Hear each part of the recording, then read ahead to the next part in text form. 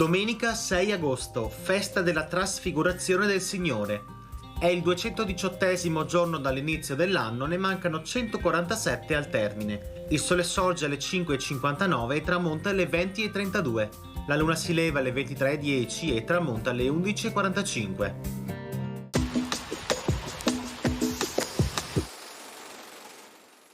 Una flotta genovese di 47 galere al comando di Pietro Doria compare al largo di Chioggia. Segna l'inizio della famosa battaglia che durerà fino al mese di giugno dell'anno successivo.